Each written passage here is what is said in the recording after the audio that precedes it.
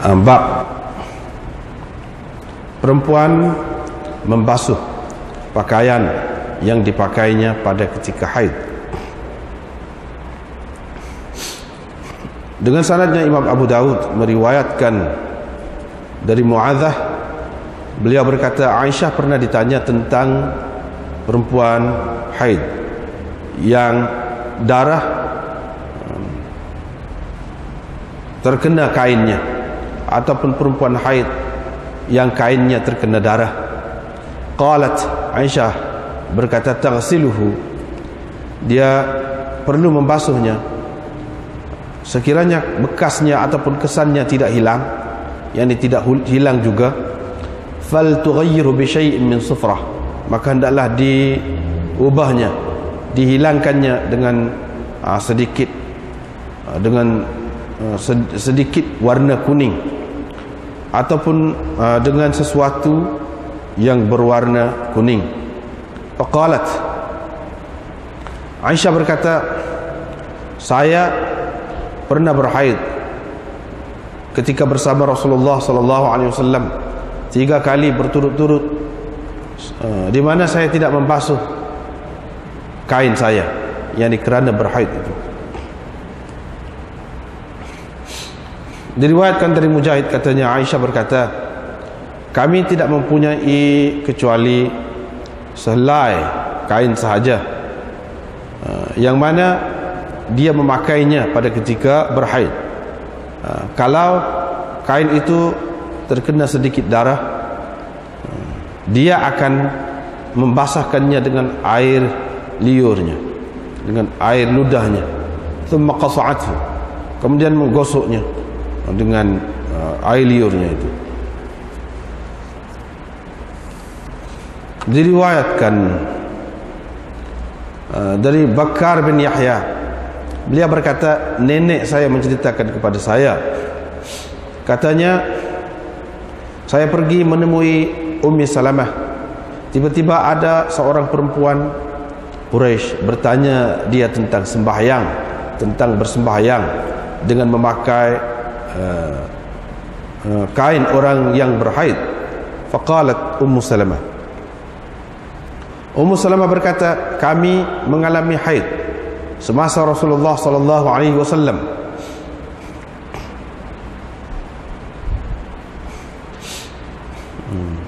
Selama hari-hari haid itu kami memakai kain tersebut, kemudian tathuru, kemudian dia suci, yakni salah seorang dari kami itu suci.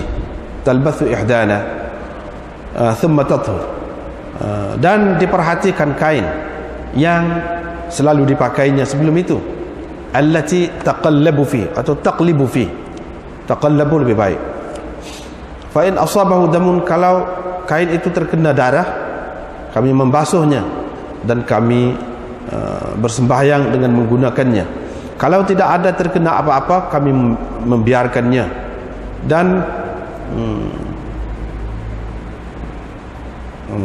tidaklah menegah kami dari bersembahyang menggunakan kain tersebut, yakni kalau tidak ada terkena apa-apa darahlah. Wa ammal mumtashitah, adapun orang yang menjaga rambutnya dengan menyikat dan seumpamanya, maka dia menyikat rambut. Apabila dia mandi, dia tidak membuka jalinan rambutnya itu, tetapi dia mencurahkan air di atas kepalanya. Tahfinu ala ra'siha, dengan 3 cebokan air. Fa idza ra'at al-balal fi usul asy-sya'r, bila dia telah yakin ini pangkal rambutnya ataupun kulit kepalanya telah basah dengan air, dallakathu, digosoknya. Thumma afadat ala sa'iri jasadiha, kemudian dia menuangkan air ke seluruh tubuhnya. Diriwayatkan dari Asma binti Abi Bakar, beliau berkata, saya telah mendengar seorang perempuan bertanya Rasulullah sallallahu alaihi wasallam, apa harus kami buat dengan kain kami?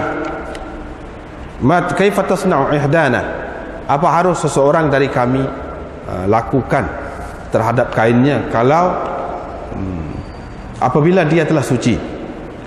Adakah boleh dia bersembahyang dengan memakai kain itu? Nabi SAW menjawab, dia perlu memerhatikan. Kalau dia nampak ada darah pada kain itu, maka hendaklah dia gosok dengan sedikit air, wal tandah, dan merenjiskan apa yang ataupun kawasan yang dia tidak nampak, yakni ada kesan darah di situ. Wal tusalli fi, dan hendaklah dia bersembahyang dengan menggunakan kain itu, yakni bolehlah dia bersembahyang dengan menggunakan kain itu. Diriwayatkan dari Asma binti Abi Bakar, beliau berkata, ada seorang perempuan telah bertanya Rasulullah sallallahu alaihi wasallam. Dia berkata, wahai Rasulullah, ara'aita ihdana, apa katamu dengan seseorang dari kami yang mana darah mengenai kainnya, darah haid mengenai kainnya, kaifa tasna, apa harus dia lakukan? Nabi SAW bersabda, apabila darah haid mengenai kain seseorang dari kamu, maka hendaklah dia taqrusu, yakni menggosok ataupun menggonyoh dengan ujung jarinya, thumma litandahu bil ma, kemudian membasuhnya dengan air, thumma litusalli, kemudian bolehlah dia bersembahyang, yakni dengan menggunakan kain itu.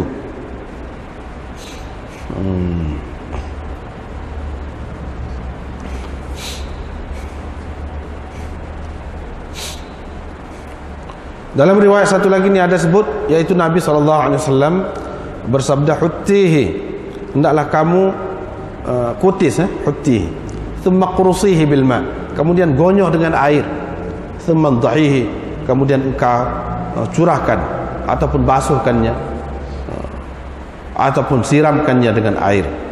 Diriwayatkan dari Adi bin Dinar, dia berkata, saya telah mendengar Ummi Qais binti Mihsan berkata, saya telah bertanya Nabi SAW tentang darah haid yang terdapat pada kain.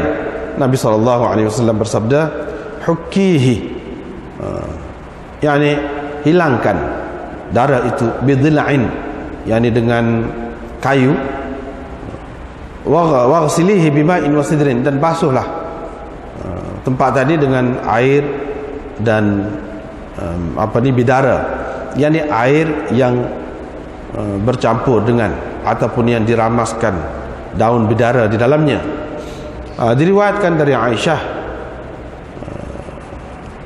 qalat itu bukan qalab, silap, qalat, kami isteri Nabi mempunyai pakaian ataupun baju yang mana dipakainya pada ketika dia berhaid, dan dalam pakaian itu juga dia mengalami janabah. Kemudian kalau dia nampak, thumma tara fi qatratan min damin, kemudian dia nampak setitik darah, atau yakni kalau dia nampak setitik darah, fataqsa'uhu biriqiha, maka digosoknya dengan digonyohnya dengan air liur dia ataupun air ludah dia. Diriwayatkan dari Mujahid, katanya Aisyah berkata, kami tidak mempunyai kecuali satu kain saja yang kami pakai pada ketika berhaid. Apabila darah terkena kain itu, ballathu, dia, yakni seseorang dari kami, membasahkannya dengan riqnya, dengan air liur dia, air ludah dia, thumma qasa'athu biriqiha, kemudian menggonyohnya dengan riqnya. Ini air ludah ni, ini supaya ni bulan ni tadi. Bab salat fi thawb alladhi yusibu ahlahu fi. Ini bab bersembahyang dengan memakai kain yang digunakan oleh seseorang pada ketika bersetubuh dengan istrinya. Diriwayatkan dari Muawiyah bin Abi Sufyan bahawa beliau bertanya saudaranya Ummu Habibah, istri Nabi SAW, adakah Nabi SAW bersembahyang dengan memakai kain yang digunakannya pada ketika baginda bersetubuh dengannya, ataupun adakah Nabi SAW bersembahyang dengan menggunakan kain yang mana Nabi SAW memakainya pada ketika tidur bersamanya.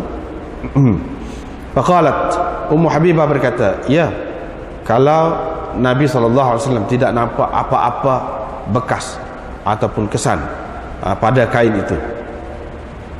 Ini bab bersembahyang dengan memakai syu'urin nisa, yakni kain selimut orang perempuan. Diriwayatkan dari Aisyah katanya Rasulullah SAW tidak bersembahyang dalam kain selimut kami ataupun dalam lihaf kami. Ubaidullah berkata, ayah saya syak, ayah saya telah syak dalam meriwayatkan hadis ini, fi syu'urinaka ataupun fi luhufina. Diriwayatkan dari Aisyah bahawa Nabi SAW tidak bersembahyang dalam lihaf ataupun kain selimut tebal kami. Muhammad berkata, saya telah mendengar Sa'id bin Abi Sadaqah berkata, saya telah bertanya Muhammad tentang hadis ini.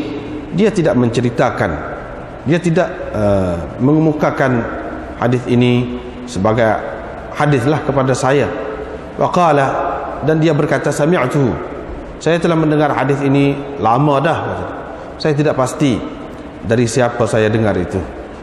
Saya tidak pasti adakah saya telah mendengarnya dari orang yang teguh, kemas ataupun tidak. Fasalu anhu, kamu tanyalah tentangnya, ini tentang kedudukan hadis ini. Babur rukhsati, babun fir rukhsati fi dzalik, yani kelonggaran ataupun keharusan menggunakan kain selimut istri ataupun orang perempuan. Dengan sanadnya Imam Abu Dawud meriwayatkan dari Maimunah bahwa Nabi SAW bersembahyang wa alaihi mirtun, dengan memakai satu kain selimut, dan kain selimut itu mengenai salah seorang istrinya yang sedang berhaid ketika baginda sedang bersembahyang, dan kain selimut itu berada di tubuhnya. Diriwayatkan dari Aisyah katanya Rasulullah SAW bersembahyang pada waktu malam dan saya berada di samping baginda, saya pada ketika itu berhaid. Wa alayya mirtul li,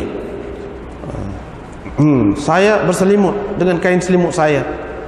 Wa alaihi ba'du, sebahagian dari kain selimut itu ada pada tubuh Nabi SAW.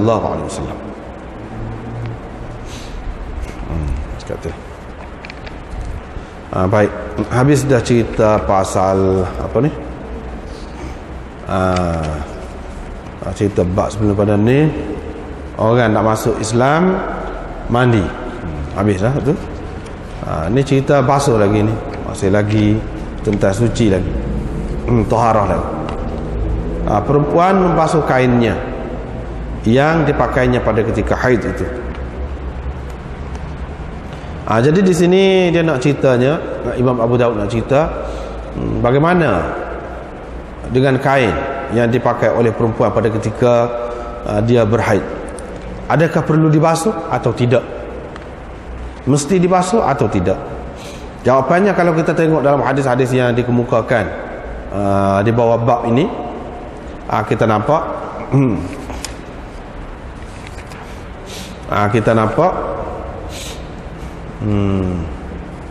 mana ada kalanya kena basuh, ada kalanya tidak kena basuh.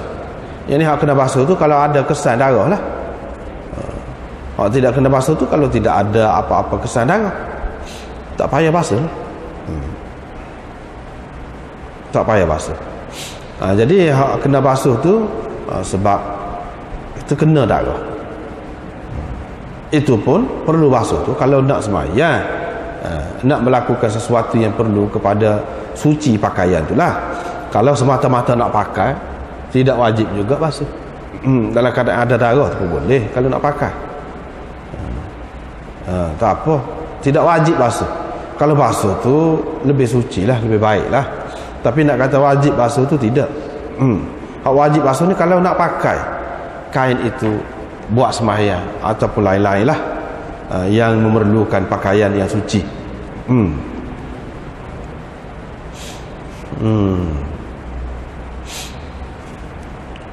Kemudian hadis ini yang disebutkan cerita, orang tanya Aisyah tentang perempuan haid yang kain dia tu terkena darah. Dia kata kena basuh lah, kena basuh lah. Yang ni bila kena darah. Kalau kesan dia tu tidak hilang, kesan dia tu tidak hilang, maka ubahkan ataupun hilangkan dengan sesuatu yang berwarna kuning seperti za'faran ataupun lain-lain lah, sumber kalau kita kata warna kuning tu, supaya hilang was-was, supaya hilang was-was. Mana kalau tak bubuh benda ni pun tak apa, dah kalau basuh konyah kuat dah tak hilang juga, tak apa, dimaafkan itu.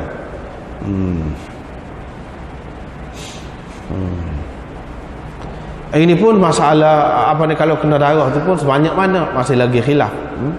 Masih lagi khilaf. Kalau banyak hak tu hak perlu basuhnya. Banyak tu sebanyak mana? Ada yang kata sebesar tapak tangan, ada yang kata hujung jari ni, hujung-hujung jari semua. Macam-macam lah pendapat itu, macam-macam pendapat.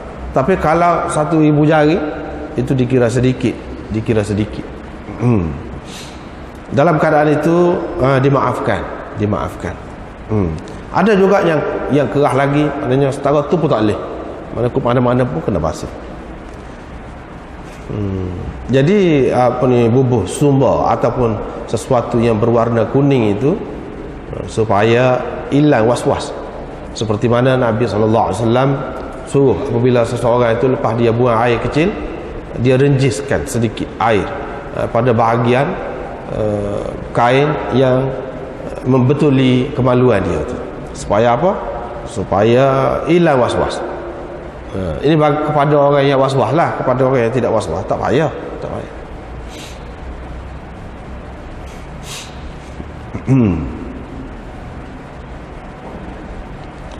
Ini maknanya kalau basuh dengan begitu saja, lepas tu ada lagi warna dia, ada lagi warna dia sikit sebanyak, disuruh bubuh sumber ke atas apa-apa yang berwarna kuning.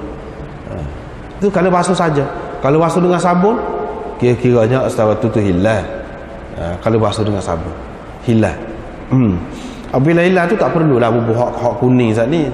Hak kuning tu kalau tak hilang, kalau sudah hilang tak perlu lah.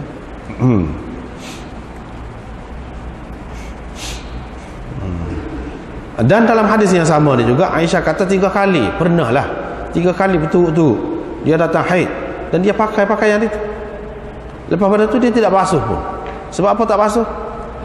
Dah tak kena darah. Tidak ada sesuatu sebab yang perlu dibasuh. Jadi di sini mana dalam hadis yang sama ni menunjukkan kalau kena basuh. Hak ni dia ni pakai kain haid lepas tu tidak basuh, pasal tidak kena. Begitu. Pasal tidak kena.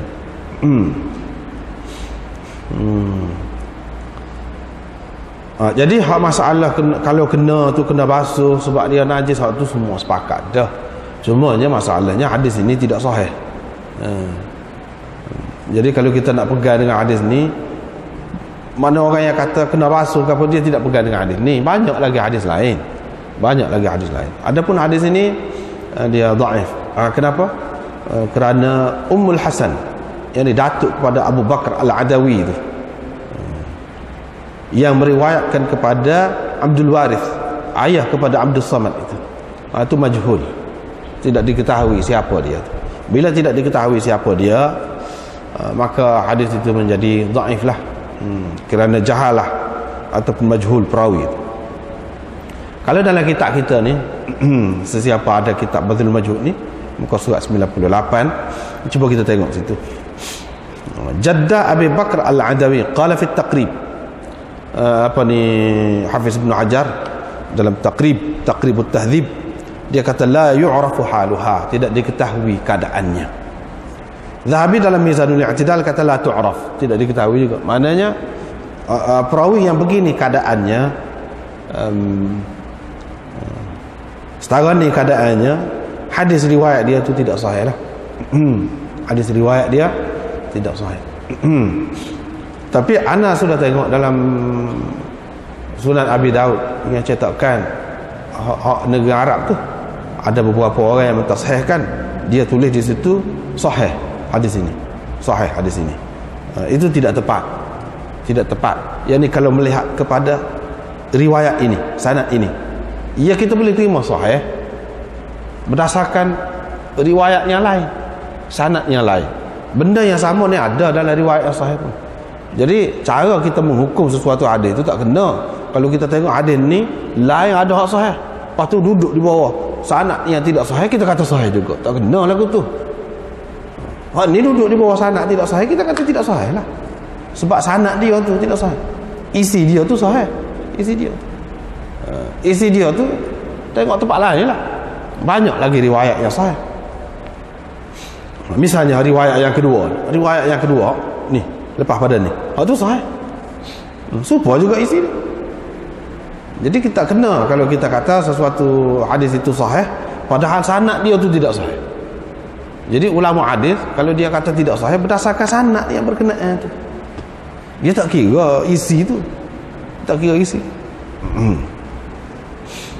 Baik. Riwayat yang kedua, riwayat daripada Mujahid, katanya Aisyah berkata, kami, yakni isteri Nabi SAW, tidak ada kecuali satu kain saja di mana kami pakai kain itu pada ketika berhaid. Kalau kena darah, ballathu biriqiha, dia akan membasahkannya dengan air ludahnya, kemudian menggonyahnya dengan air ludahnya. Ini makna kalau darah sedikit pada lagu tu jelah, pada lagu tu. Kalau nak buat kalau masalah sedikit ni, kalau tak saya buat apa tak apa, biar begitu je. Misalnya ujung anak jari ni kau sekadar tu tak apa lagi. Hak ni dia sebut ni buat ni hak lebih cermat. Maknanya hilang itu, sebab itulah Imam Abu Hanifah mengatakan cara menghilangkan najis ini tidak semesti dengan air. Salah satu dalil dia nya hadis ni lah. Salah satu dalil dia nya iaitu hadis ini, Aisyah gonyah darah tu dengan air ludah. Tak kira lah banyak kau sikit kau, tak kira lah, tapi dia menghilangkan kau tu. Kalau tidak boleh hilang, apa perlu buat? Jadi cara nak menghilangkan najis itu banyak cara. Nanti kita akan jumpa lagi dalam bab akan datang cara hilang najis itu. Kalau najis itu terkena pada sesuatu tempat ataupun pada kain, macam mana cara nak menghilangkannya, macam-macam cara. Mengikut Imam Abu Hanifah.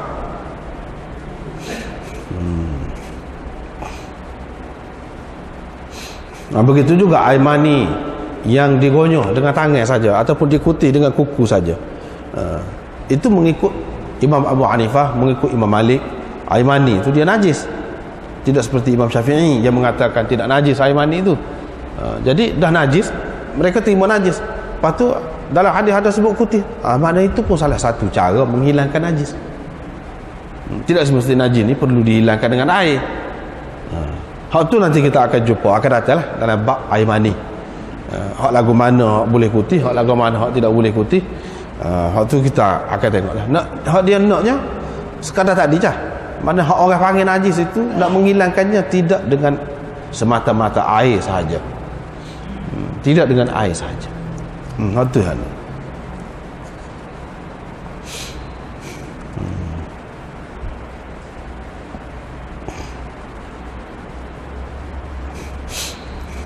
Jadi hak nak basuh ke apa, nak basuh, nak gonyah, nak itu ni pada ketika suci itu dan nak guna kain itu.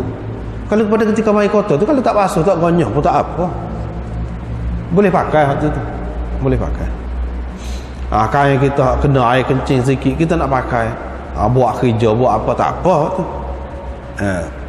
Hak ni kalau nak sembahyang ataupun apa ni perkara-perkara yang seumpama itulah, barulah kena basuh.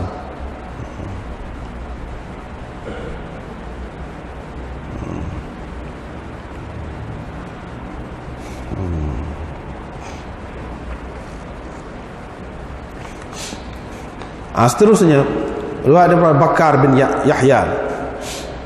Dia kata riwayat daripada Ummi Salamah, dia nenek dia ni pergi kepada Ummu Salamah. Nenek dia tu pun tak apa. Lepas tu ada seorang perempuan, yang ni nenek dia dengar lah, ada seorang perempuan Quraisy tanya, dia tanya Ummi Salamah tentang bersembahyang dengan menggunakan kain perempuan yang berhaid. Sama ada orang yang perempuan yang berhaid tu sendiri dia nak guna buat sembahyang, ataupun orang lain nak guna kain dia. Ummu Salamah kata, qad kana yusibuna al-haid, kami mengalami haid, kami berhaid di zaman Rasulullah sallallahu alaihi wasallam. Selama beberapa hari dalam keadaan haid itu, kami yakni memakai kain lah. Thumma tathuru, kemudian dia suci. Dia tengok kain, baru tengok kain itu yang dia pakai sebelum itu. Kalau ada terkena darah, dia basuh. Dan kami bersembahyang mana selepas basuh lah dengan menggunakan kain itu. Kalau tidak kena, kami biarkan.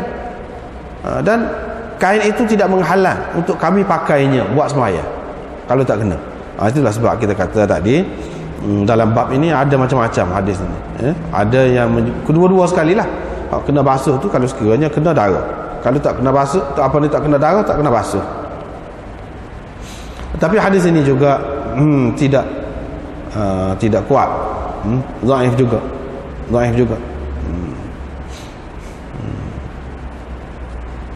Sebab apa? Sebab Bakar bin Yahya tu dan nenek dia itu pun majhul juga, tidak diketahui.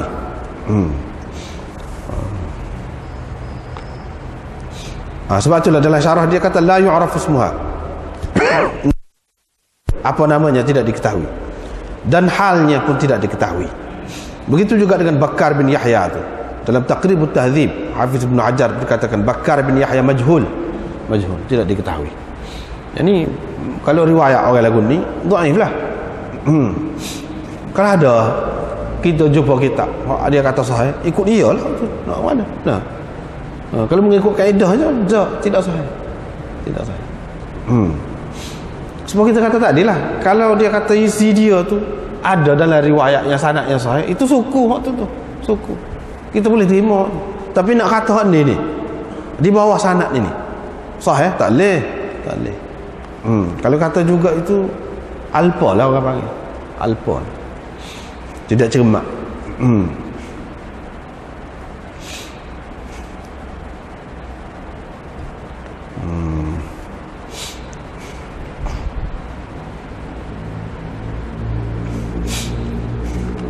Tadi kita baca fatalbathu ihdana ayyam haidha thumma tathuru, satu cara. Thumma tatahharu boleh juga. Fatanzuru ath-thawb alladhi kanat taqlibu fihi pun boleh juga, boleh kedualah. Tatahharu boleh juga. Kalau tatahharu tu fi'il mudhari' juga, cuma buang satu tak. Kalau belajar ilmu saraf dia tahulah tatahharu asalnya kalau kita baca tatahharu. Tapi kalau baca tathuru, selesailah, tak ada jadi masalah.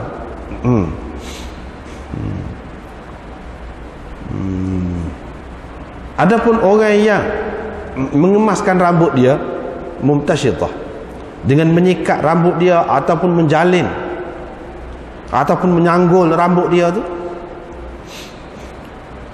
kalau dia nak mandi, dia tidak buka jalinan rambut dia, sebab nak jalin pula tu susah, makan masa. Dia biarkan. Jadi cuba ambil air, cebok seperti yang dulu kita sudah jumpa dah ni. Ambil ni, letak atas kepala 3 kali. Lepas tu gonyok biar rata air. Kalau tak kena hujung rambut ni, hok panjang ni tak kena ni, tak apa tu, tak apa. Dulu kita sudah bicara dah apa ni, cara mandi junub gapo ni semua ni memang ada khilaf dalam masalah ni, ada khilaf. Ada yang kata semua kena basuh, tetapi ulama-ulama hadis mengatakan, dan ramai juga ulama-ulama yang lain kita sudah sebut dah sana, tak perlu buka. Jadi tidak perlu buka tu pada ketika nak mandi junub ataupun pada ketika mandi suci daripada haid. Setengah ulama dia bezakan pada ketika mandi junub tu tak apa, tak buka. Pada ketika mai kotor, suci daripada mai kotor tu, tak boleh kena buka. Orang yang kata tak payah buka tu, dia pegang dengan hadis-hadis seumpama inilah. Hak tidak buka. Wah, ni cerita hak ni. Bagi orang yang tak saya pakai hak ni, dia kata hadis ni dhaif. Gitu. Hadis ni dhaif. Kalau dia sudah yakin, maknanya usul tu maknanya kulit kepala lah. Pangkal rambut tu sudah kena air habis dah, dia gonyok. Lepas tu tak basuh kepala tak apa dah. Pakai tubuh lain ni je cucur air, cucur. Sudah memadai dah. Untuk bersuci sudah memadai.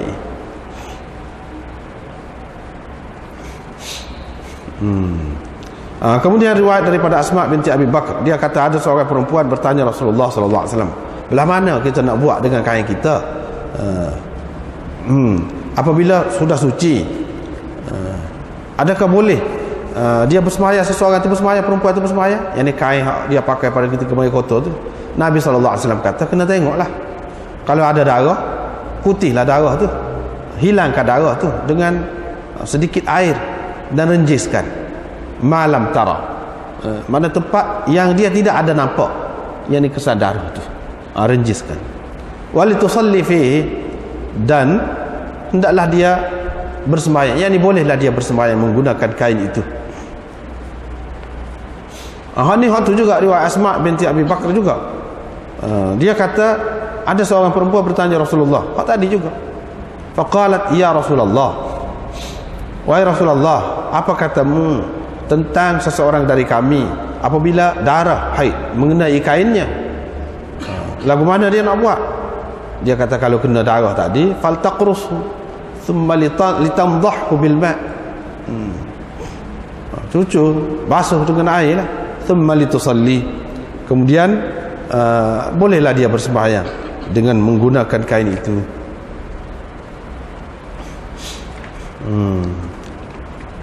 Jadi Imam Abu Daud buat mari dua kali hadis ni. Sebab apa?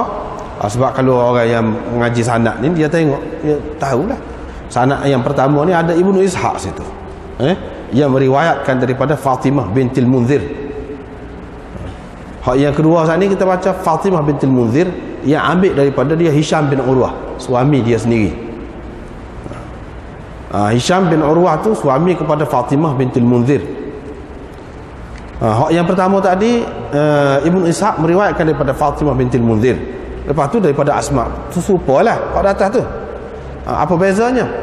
Bezanya dalam riwayat Ibnu Ishaq tu dia ada tambah, faltaqrusu bi syai'in mimma. Hak tu ada tambah. Dalam riwayat Hisham tidak ada hak tu. Dia kata faltaqrusu thumma litanzahu bil ma'. Bi syai'in mimma tu tak ada. Faltaqrusu gitu saja. Hak lain tu serupa lebih kurang aja makna dia. Faltaqrusu bi syai'in mimma tak ada. Walitanzah ada. Thumma ma lam tara, walitanzah ma lam tara, dan hendaklah dia merenjiskan di tempat yang dia tidak nampak darah tu. Dalam riwayat Hisham tak ada tu. Thumma litanzahu bil ma', yang kemudian dia membasuhnya dengan air. Thumma litusalli litusalli, kemudian boleh dia bersembahyang. Apa tujuannya? Tujuannya hak yang pertama tu kurang kuat, dia nak kuat dengan hak kemudian ini. Sebab itulah kalau kita tengok dalam syarah ni muka surat 104, wa gharadul musannif bi iradi hadits Hisham bin Urwah ba'da hadits Muhammad bin Ishaq al-ishara ila anna Muhammad bin Ishaq khalafa fi hadithi Hisham bin Urwah wa zada wa litanzah ma lam tara wa lam yadhkur Hisham hadhihi az-ziyadah wa Hisham athbat min Muhammad bin Ishaq. Itu dia. Hisham kalau nak kira kuat, hak mana lebih kuat? Dia lebih kuat daripada Muhammad bin Ishaq. Lepas tu dia riwayat ini bercanggah dengan Hisham bin Urwah. Bahkan Hisham bin Urwah dalam kitab-kitab rijal ada menyebutkan dia menafikan, sebab Hisham bin Urwah ni dia marah kepada Muhammad bin Ishaq. Dia tidak suka. Dia tidak suka kepada Muhammad bin Ishaq.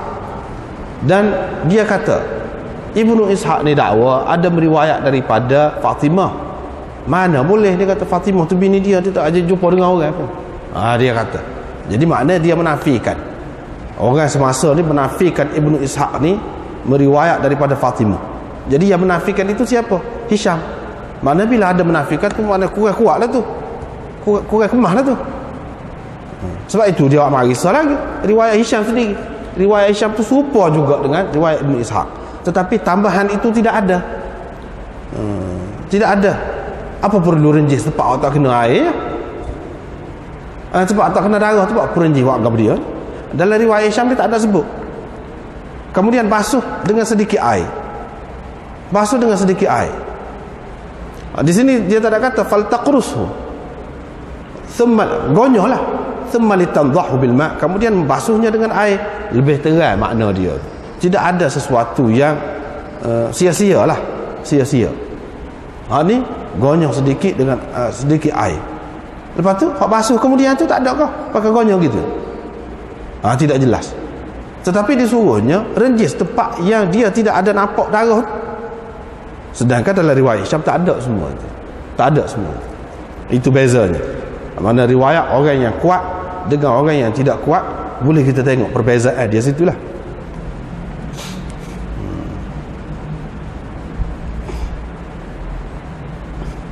Sebab itulah Hisham ni dia kata pelawak Ibnu Ishaq ni, kata dia.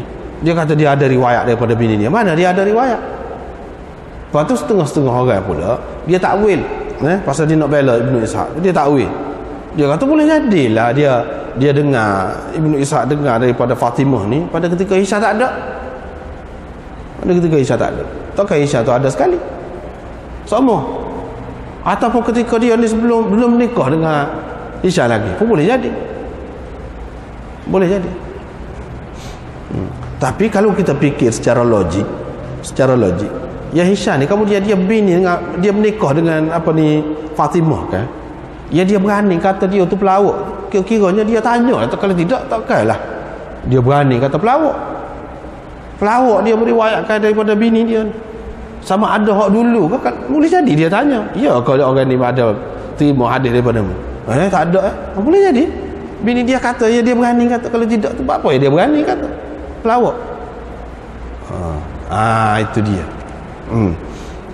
Jadi orang yang tak terima dia tengok kot tu lah. Orang yang terima dia kata boleh jadi. Tak apalah. Seterusnya riwayat daripada Adi bin Dinar, katanya saya telah mendengar Ummu Qais binti Mihsan berkata, saya telah bertanya Nabi SAW tentang darah haid yang terdapat pada kain itu. Nabi SAW kata hukkihi, gonyoh dengan zila', dengan kayu. Tidak semesti dengan ujung jari, dengan apa-apa pun tak apa, asalkan menghilangkan. Waghsilihi bima'in wasidrin, dan basuhlah dengan air yang dicampurkan atau diramaskan daun bidara di dalamnya. Mana guna air yang macam tu supaya lebih membersihkanlah kain itu. Jadi bau wangi. Gonyoh dulu biar hilang dulu, lepas tu barulah basuh. Daripada hadis-hadis semua inilah ulama membuat kesimpulan bahawa darah haid itu najis, kotor. Kalau tidak najis, apa yang suruh gini mon. Dan apa yang tak boleh pakai kain itu buat sembahyang. Sebab dia najis lah. Betul. Kemudian sebut air dan berdarah. Yakni bukan air saja. Air saja pun sudah memadai, tetapi yang lebih baik kalau guna benda-benda lain. Zaman dulu orang guna daun bidara untuk mewangikan, untuk lebih membersihkan. Zaman sekarang ni dan zaman lain-lain sesuai dengan zaman dia lah. Guna klorok, kalau kita kata guna sabun, kalau kita kata ikutlah. Yang pentingnya hilang. Dan bukan sekadar hilang, bau sedap.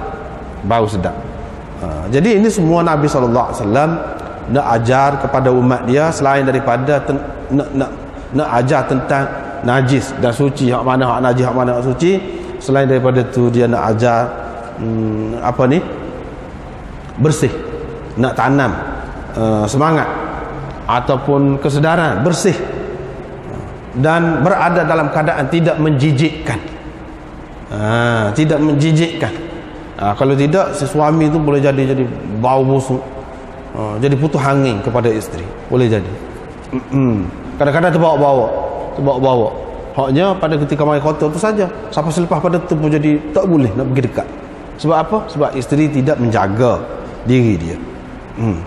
Serupa juga, bukan satu pihak saja. bukan orang perempuan saja kena jaga, orang lelaki pun kena jaga juga. Jangan sampai perempuan itu isteri dia jadi toksik. Toksik sebab apa? Duduk ingat bau busuk dia tu. Jadi hak semolek-moleknya kena jaga belaka lah. Kena jaga belaka. Cara hak Nabi SAW ajar tu cukup molek sangat. Sebelum ni kita sudah ada jumpa dah dalam bab haid istihadah dulu. Apabila suci daripada haid tu, dia suruh pakai apa dia?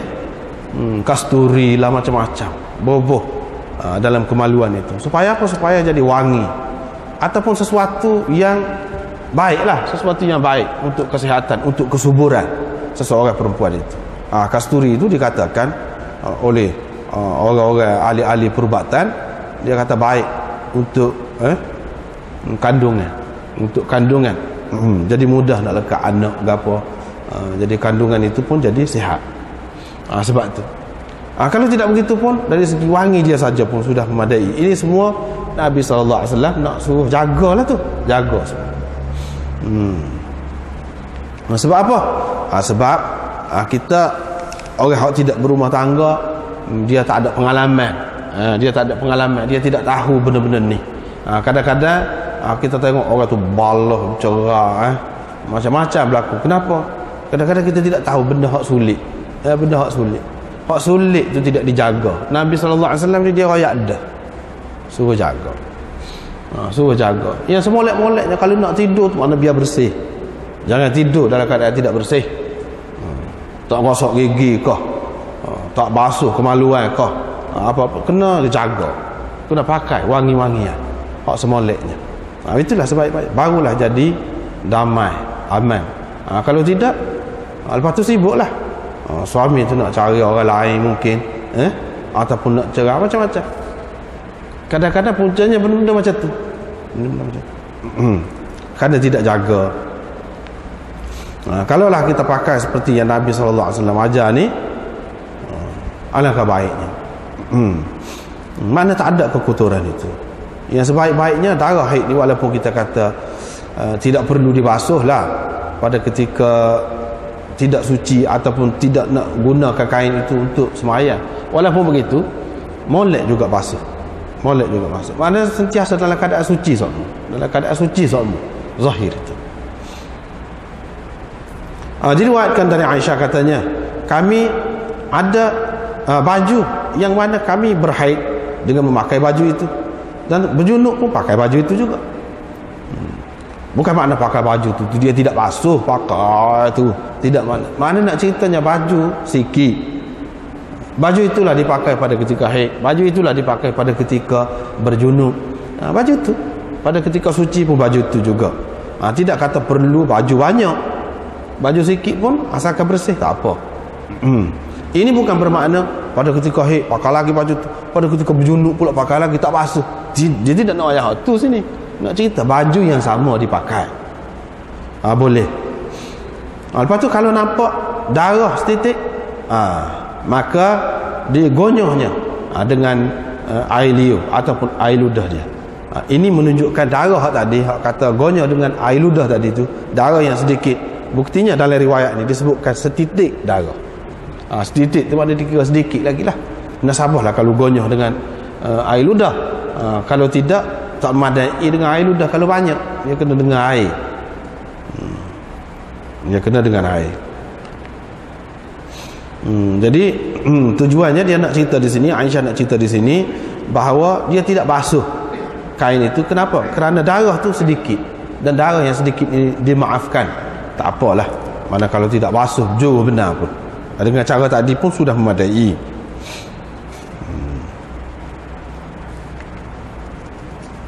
Riwayat daripada Mujahid, ini bulan ni tadi, hadis yang kedua tadi. Sepatutnya babu salat fi thawbil ladzi yusibu ahlahu fih. Boleh ke tidak seseorang itu bersembahyang menggunakan kain yang dia bersetubuh dengan isteri dia, dengan memakai kain itu. Kain itulah dia bersetubuh dengan isteri dia, kain itulah nak guna buat sembahyang. Boleh ke tidak? Dia jawab apa ni kepada tajuk ni, iaitu hadis dia itulah. Iaitu tak apalah. Apabila Muawiyah tanya, adik-beradik dia, isteri Nabi SAW, Ummu Habibah, adakah Nabi SAW bersembahyang dengan menggunakan kain yang dia berjima? Dengan memakai kain itu? Ummu Habibah kata ya, dia pakai. Kalau dia tidak ada nampak azan, kalau tidak ada nampak azan, yang ini kesan apa? Kesan air mani. Gitu. Mana boleh? Kalau mengikut mazhab Syafi'i, Ahmad dan ahlul hadis, ashabul zahir, Daud Zahiri, ramai lagi yang lain, dia kata memang air mani itu suci. Sebab itulah dia tak kisah sangat.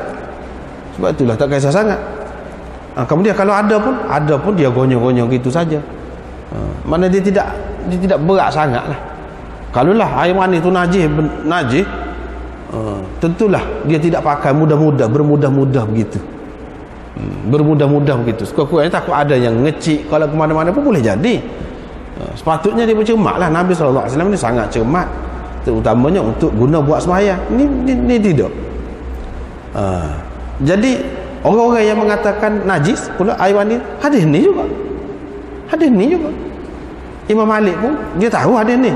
Imam Abu Hanifah dia tahu hadis ni. Sufyan Tsauri gapo tu dia tahu. Auza'i dia kata najis.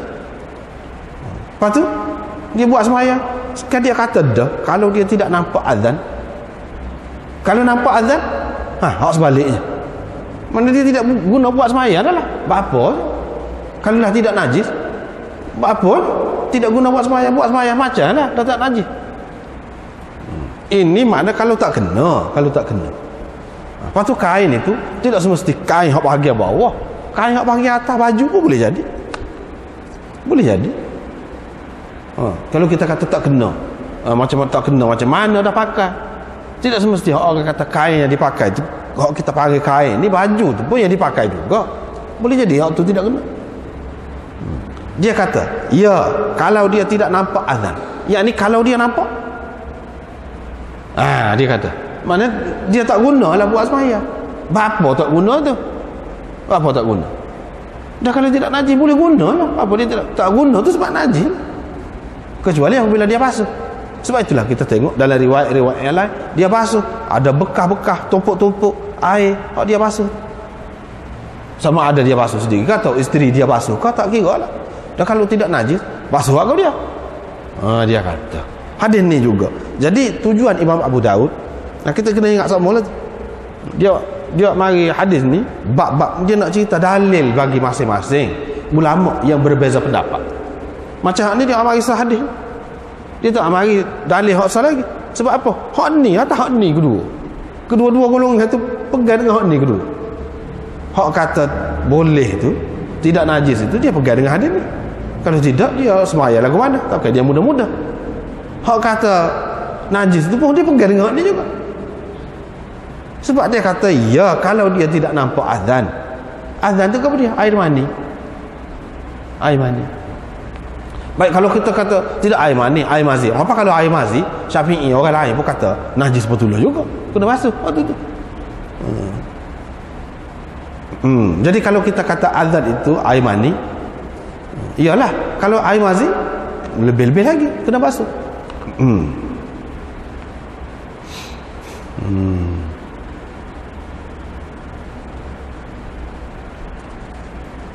Begitu.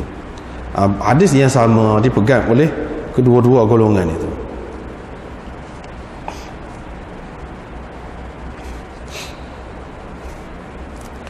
Kemudian ini berkenaan dengan perawi kita ni,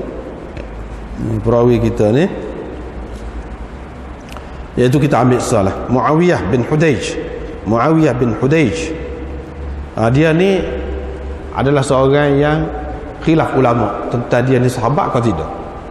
Ada ulama mengatakan dia sahabat, ada ulama mengatakan dia ni tidak sahabat tapi termasuk dalam kibar tabi'in. Tabi'in besar. Orang panggil tabi'in besar. Tabi'in besar tu pada tabi'in hak dan dengan sahabat-sahabat besar. Tabi'in kecil iaitu tabi'in hak dan dengan sahabat-sahabat kecil. Itu orang panggil tabi'in kecil. Dalam istilah kita bukan tabi'in kecil tu maknanya orang dia tu kecil, tidak. Tabi'i kecil tu maknanya dia dan dengan sahabat-sahabat kecil.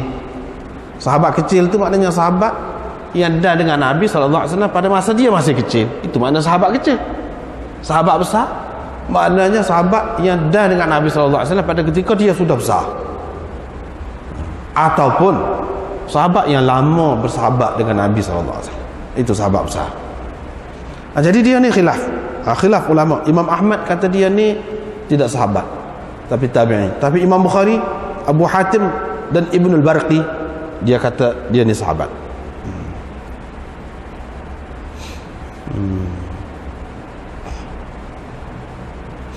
Ibnu Yunus kata dia ni pergi dalam satu rombongan, pergi untuk bertemu dengan Rasulullah sallallahu alaihi wasallam. Dia orang Mesir. Dan dia pergi perang Mesir untuk membuka Mesir. Dia pergi. Lepas tu duduk sana tu lah. Lepas tu dialah yang membawa berita kepada Umar tentang kemenangan orang Islam pergi perang di Mesir. Walau bagaimanapun dia ni khilaf lah. Kebanyakan ulama mengatakan dia ni sahabat, termasuk Ibnu Hibban. Ibnu Hibban pun kata dia ni sahabat.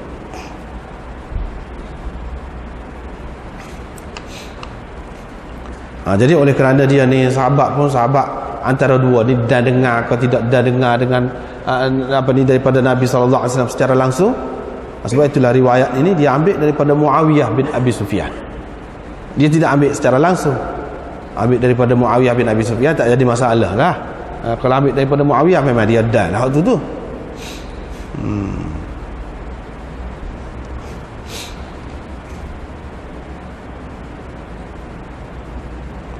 Bab salat fi syu'urin nisa. Ini bab bersemayang dengan memakai kain selimut orang perempuan.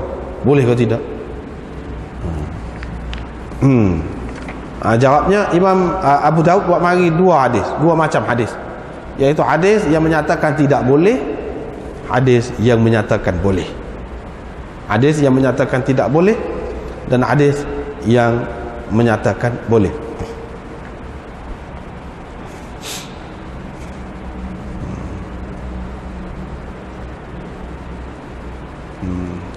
Babun fi rukhsati fi dhalik itu menyatakan boleh lah. Syu'urin nisa. Setengah ulama pula kata ini lain ceritanya. Hak kata tidak boleh tu syu'ur, jamak kepada syiar. Syiar ini maknanya pakaian ataupun kain perempuan yang dipakai dalam, mana kena kulit dia. Itu yang dikatakan syiar, yang kena kulit dia. Kalau kita kata baju luar ni tak kena kulit, baju panah, baju panah, kain hak dalam, itulah yang dimaksudkan dengan syiar. Hak kata boleh tu, hak tu dia pakai kain hak di luar ni, dan dia bukan pakai suku. Kalau kita baca tadi, mana kain selimut, isteri dia duduk selimut, lepas tu sebahagian daripada kain selimut yang panjang tu ada pada dia, ada pada dia, mana dia tidak pakai 100%. Dan kain selimut ni bukanlah maknanya yang dipakai di dalam oleh isteri dia. Maknanya di dalam tu ada pakaian lain, di luar dia buat selimut. Selimut tu hak kenanya. Jadi ini tak ada kena mengena ni. Hak kata tidak boleh tu maknanya dia tidak pakai kain yang dipakai di dalam oleh perempuan yang haid. Adapun kain yang dipakai di luar itu tak apa. Dia ada yang berpendapat begitu. Ada yang mengatakan tidak, kain hak dipakai dalam pun kalau tidak kena apa-apa najis boleh dipakai. Boleh dipakai. Maksud syiar di sini tidak semesti maknanya hak kena kulit itu. Sebab di sini maknanya selimut. Sebab itu dalam Syak Perawi itu dia kata au fi luhufina. Luhuf itu maknanya selimut yang dipakai di luar. Tidak semesti syiar di sini dengan makna syiar hak pakai di dalam. Kalau pakai di dalam tu lagu mana hak pakai di dalam, sama mana kain. Macam mana Nabi SAW boleh pakai pula dalam tu? Tak pernah sama. Jadi ini maksudnya kain tak kira lah dipakai oleh perempuan, sama ada dipakai kena kulit dia atau tidak, tak kira. Asalkan tidak kena najis pada kain itu tak apalah. Mana seseorang itu nak pakai kain apa nama ni, isteri dia orang perempuan, itu satu perkara. Perkara yang kedua, pakaian isteri dia. Kalau pakaian isteri kita kata boleh, dan Nabi SAW di tempat lain larang kalau orang lelaki pakai serupa dengan orang perempuan, pakai orang perempuan. Tetapi ada ketikanya Nabi SAW benarkan. Supaya baru ni kita sudah jumpa dah, dia suruh pakai air wangi orang perempuan. Kalau tak ada sendiri pakai air wangi orang perempuan, nak pergi masjid, nak pergi jemaat, maknanya boleh. Ada ketika-ketika air wangi perempuan tu seperti yang kita sudah sebut dah baru ni, iaitu beza zaman dulu ni. Selain daripada dia bau dia tu beza, dia warna dia tu, dia ada warna. Adapun air wangi yang dipakai oleh orang lelaki, dia tak ada warna. Jadi kalau ada warna pun tak apa. Itu satu, mana boleh dalam keadaan-keadaan tertentu. Ini satu lagi tempat Nabi SAW nak cerita masalah pakaian ni bukan masalah ketat sangat. Ada ketikanya kalau di rumah, misalnya kita pakai kain sarung bini kita, tak apa. Itu maksudnya. Kain sarung bini kita, tidak orang panggil menyerupai orang perempuan di situ. Ataupun dia pakai kain pelekat kita ketika-ketikanya, tak apa. Tidak kata tak boleh langsung. Dalam keadaan lagu mana-mana sebentar pun tak boleh. Tidak lagi itu. Boleh. Hak tak boleh tu di luar. Tapi hak ni agak jauh lah sedikit. Mana hak dekat boleh ni, boleh untuk buat sembahyang. Buat sembahyang, kalau kita kata pakai hak jauh saat ni, pakai hak orang perempuan pakai, boleh. Kita pakai kain batik Jawa misalnya, kita kata buat sembahyang, boleh ke tidak? Kain itu isteri kita pakai, boleh, sah sembahyang, tak ada bersatu. Cumanya kalau pergi keluar tu kurang molek lah. Kurang molek. Boleh jadi ini bergantung kepada uruf, bergantung kepada keadaan. Setengah-setengah tempat tu memang biasa, pakai baju batik pun orang lelaki pun pakai baju batik juga, kain batik pun orang lelaki pakai batik juga. Jadi tempat dia tu tidak ada beza sangat. Hak tu bukan khusus kepada orang lelaki ataupun orang perempuan, boleh dipakai kedua. Seperti nama lah, nama orang. Ada juga setengah-setengah tempat nama tu khusus dengan orang lelaki, tak ada orang perempuan nama Muhammad, tak ada. Tapi kalau Azmi, orang perempuan pun ada, orang lelaki pun ada. Misalnya kalau tempat kita Maimun, lelaki pun ada, perempuan pun ada. Bukan sekadar pakaian saja, nama pun ada juga. Supaya juga kain-kain dia bergantung kepada uruf juga, pada keadaan juga. Itu kalau kira dari segi menyerupai perempuan. Menyerupai ke tidak menyerupai, hak dilarang benar menyerupai ini, iaitu di tempat yang memang beza orang lelaki dengan perempuan. Ketika tu kita tak boleh pakai lah. Tapi kalau tidak beza, sudah biasa dah, tak apa pula lah. Tak apa pula. Seperti orang zaman dulu, orang lelaki rambut panjang, orang lelaki rambut panjang, bukan orang perempuan saja. Tu orang panggil tidak menyerupai perempuan lagu tu, tidak termasuk dalam hak haram. Kebetulan serupa. Bahkan orang-orang lelaki pun ada sampai ke belakang ni rambut ada. Walaupun setengah ulama mengatakan itu kurang baik, dia tidak kata haram. Jadi itu ada ke menyerupai orang perempuan? Tak termasuk, tak termasuk.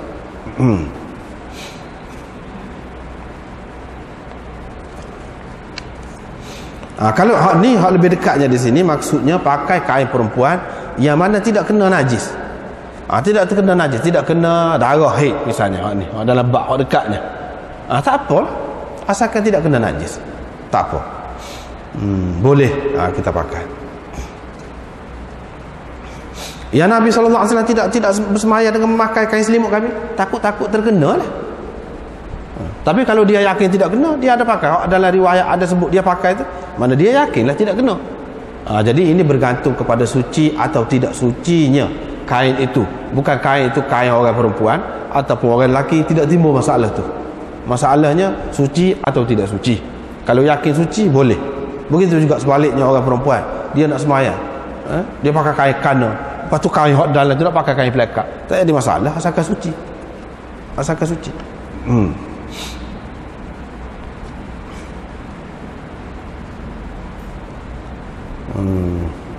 Lepas tu walaupun bagaimanapun kita nampak daripada apa yang dikemukakan oleh Imam Abu Daud ni, semacam Imam Abu Daud tidak berapa menyokong yang mengatakan tidak boleh tu, semata-mata kerana kain perempuan. Hak kalau lah kain itu kena najis, tu semua orang kata tak boleh berlaku tu. Semata-mata kerana kain perempuan itu, Imam Abu Daud nampaknya tidak berapa menyokong. Sebab apa dia amari riwayat ini? Dan Sa'id bin Abi Sadaqah kata, dia tanya Muhammad yakni Ibnu Sirin, belah mana hadis ni? Dia tak say riwayat. Hak tadi diriwayat an Ibn Sirin an Aisyah. An Ibn Sirin an Aisyah. Riwayat secara an'anah itu daripada Aisyah, dan ulama-ulama mengatakan Ibn Sirin ini dia tak ada terima apa-apa daripada Aisyah. Mana tidak sabit dia dengar sesuatu daripada Aisyah. Bermakna riwayat ini munqati', putus. Lepas tu Sa'id bin Abi Sadaqah ni nak pasti, dia tanya. Dia tanya Muhammad. Dia tidak cerita apa-apa. Dia kata lama dah saya dengar hak tu. Sampai saya tidak pasti. Saya dengar daripada orang yang kuat-kuat ataupun orang yang tidak kuat, saya tak pasti. Mana dia tidak royak, kata dia dengar daripada Aisyah. Kalau dia dengar daripada Aisyah, jelas dah lah. Ni maknanya ada orang lain ni yang dia tidak ingat, dia tidak pasti orang tu orang molek atau tidak molek. Kalau Aisyah, bapa tidak pasti kemah atau tidak kemah, tentu kemah dah lah kalau Aisyah. Ini menunjukkan bahawa ada orang lain di celah tu yang dia tidak sebutkan. Bermakna riwayat ini munqati'. Bila munqati' ada tak kemah lah, tak kemah. Dari riwayat yang pertama, dalam syu'ur kami ke ataupun fi luhufina Ubaidullah syak, mana ada syak. Bila ada syak ni dalam hadis ni, dia menyebabkan jadi kurang juga. Lepas tu Imam Abu Daud mari babun fir rukhsati fi dhalik, yakni kebenaran, keharusan, maknanya pakai kain isteri. Riwayat daripada Maimunah, Nabi sallallahu alaihi wasallam pakai kain selimut, dan sebahagian daripada kain selimut tu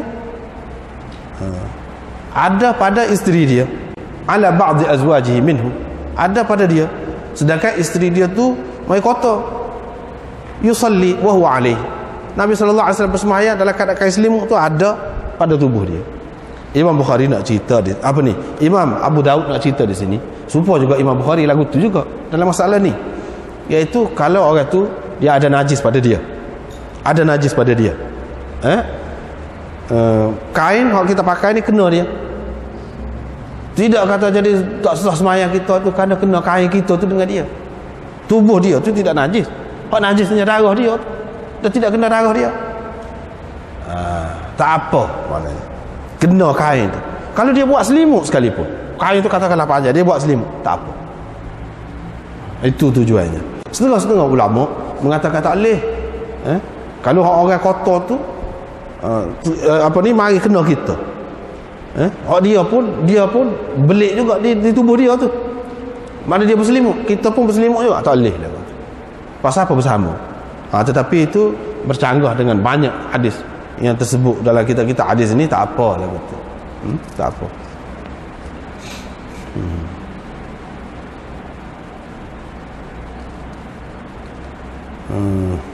Ni riwayat mirt, kain selimut juga. Sebahagian kain selimut itu ada pada dia. Saya mai kotor duduk sebelah ni, tak apa. Tidak kata orang mai kotor ni kena duduk jauh, tak boleh duduk dekat dengan orang sembahyang. Tidak. Hak tak boleh kena je darah dia tu. Tubuh dia kalau kena tak apa. Walaupun kain hak kita sembahyang ni kena tubuh dia, tak apa. Tak apa. Hak dalam tu tak kira. Hak dalam. Daripada sinilah mana setengah-setengah ulama mengatakan kalau budak-budak dia pakai pampers, lepas tu dia kecil, dia tepuh dengan kita, duduk sembahyang, tak apa. Tidak kena air kecil dia tu, kena tubuh dia. Cumanya setengah ulama dia kata tak boleh kalau kita menanggung dia. Mana kita menanggung najis, kita menanggung najis. Itu masalah khilaf lah, masalah khilaf. Yalah kalau hak cemaknya tak salah, tak salah, lebih cermak lah. Walau bagaimanapun masih ada khilaf dia. Ini hadis ni menunjukkan boleh berselimut dengan kain selimut orang yang sedang berhaid, asalkan kita yakin mana tidak ada najis, yakni darah tu pada kain itu. Tapi kalau kita yakin ada, tak boleh lah, waktu tu tak boleh. Semua kata tak boleh waktu tu. Ni kalau kita yakin tak ada, tak apa. Adapun kemungkinan kena, kemungkinan mengecil, itu tak kira. Kemungkinan itu tak kira. Tengok zahir, tengok zahir. Tidaklah siapa menyusah sangat agama ni. Sebab orang kita kadang-kadang tak tahu rumah pakai selipar lagi. Takut-takut adab gani. Terlalu menyusahkan. Tak perlu lah ada suci dah. Tengok suci dah, tak ada tai cicak, tak ada apa tu. Tak apalah lah. Begitu. Dengan kaki pun. Dia kata untuk lebih cermat. Untuk lebih cermat. Iyalah betul juga dari satu segi. Tetapi kalau kita tengok kepada sikap Rasulullah sallallahu alaihi wasallam banyak sekali.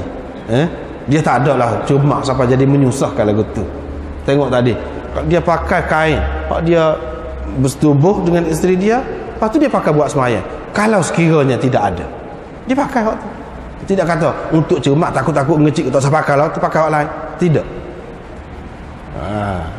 Jadi hak cermat-cermat tu janganlah sampai jadi menyusahkan. Janganlah sampai jadi payah hidup kita. Setengah-setengah orang kita tu kalau dia nak pergi mana-mana mesti kena bawa kain untuk sembahyang. Tak perlu.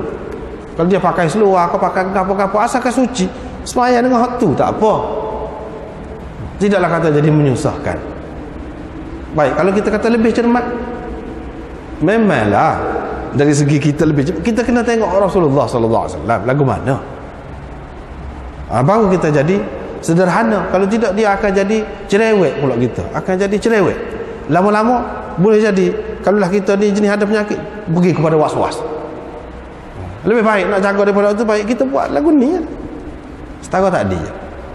Tengok zahir sudah. Ni budak pun tak ada tu kecil-kecil gapo pun. Saja. Jadi temeak dah. Jadi budaya dah. Kalau ambil air sembahyang pakai selipar. Pergi sampai tempat sembahyang. Tak payah lagu tu. Jadi menyusah. Nabi SAW tak pernah buat lagu tu. Tak pernah buat lagu tu. Babul mani yusibu thawb. Wallahu a'lam.